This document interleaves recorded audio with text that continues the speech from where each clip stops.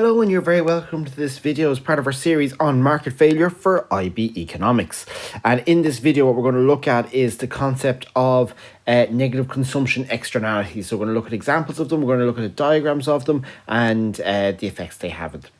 So let's get stuck into what a negative consumption externality is. So break it down for a second. Consumption, an externality relating to consumption, that's negative. Pause the video there, have a think about what you might think it might be, and when you're ready, press play to continue. So it refers to an unintended negative side effect from to a third party from consuming a good. Negative externality caused by production activities leading to a situation where marginal social costs are better than the marginal private costs. Okay, in plain English, they refer to the external costs created by consumers. So, example of negative consumption externalities. We're going to go for the straightforward, easy one of the cigarette smoker. So if a person smokes a cigarette in a public place, they are receiving a private benefit. They are getting the nicotine into their system. However, the bystanders and average Joe that are standing around near the person smoking that cigarette end up passive smoking. Passive smoking is when you end up breathing in a person's cigarette smoke when you aren't smoking yourself. This is a negative spillover effect to society. Also, smoking-related diseases cause higher health costs, which is also an extra burden on society. So you can see there's lots and lots of negative consequences of smoking. So when there's consumption externality in the marginal private benefit or the demand curve, it does not reflect the benefits society benefits, or it does not reflect the social benefits. So in this example, people who smoke cigarettes have a demand curve which is equal to their marginal private benefit. So they demand cigarettes and they derive benefit from their cigarettes. When they smoke, they create external costs for non-smokers. So those that have nothing to do with the purchasing of cigarettes or have anything to do with buying cigarettes, they have to suffer the secondhand smoke from the cigarette smokers. Think of this as a negative benefit for non-smokers. So it's not a benefit, it's the opposite. It's a negative benefit, we'll call it, or a disadvantage, but we'll call it negative benefit for this. So let's look at this graphically, okay? The negative benefits or external costs experienced by non-smokers mean that the marginal social benefit curve must lie below the marginal private benefit curve. So think about that logically, okay?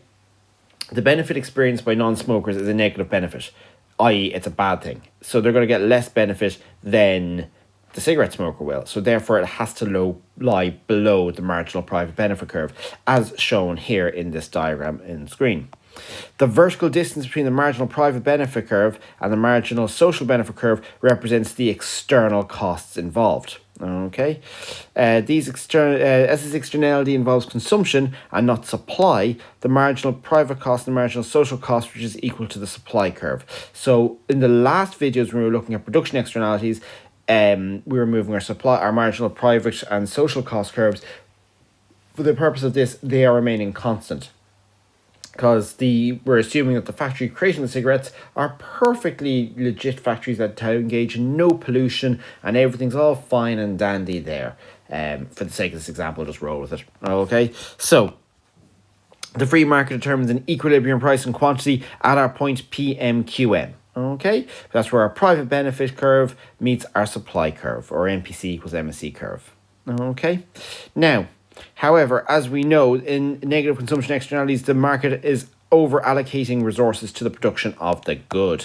Too much is being produced relative to what is the socially optimum point. This is shown by the point, because our QM is greater than our QOP, so the amount we're producing is more than our optimum point, and our marginal social cost is greater than our marginal social benefit curve at the point QM.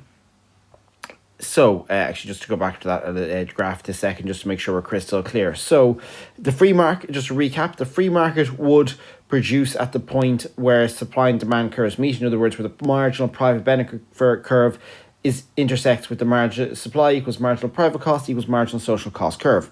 However, this isn't great for society because of the external costs involved. The external costs is, i.e. the poor general non-smoking public, to having to inhale the cigarette smoke or passive smoke, as they say, from cigarette smokers, and of course the negative health effects experienced by smokers as well. So there's an external cost involved, so the marginal social benefit involved is actually negative benefit. It's less than what the private benefit is. Okay, therefore it would be better off if less was produced.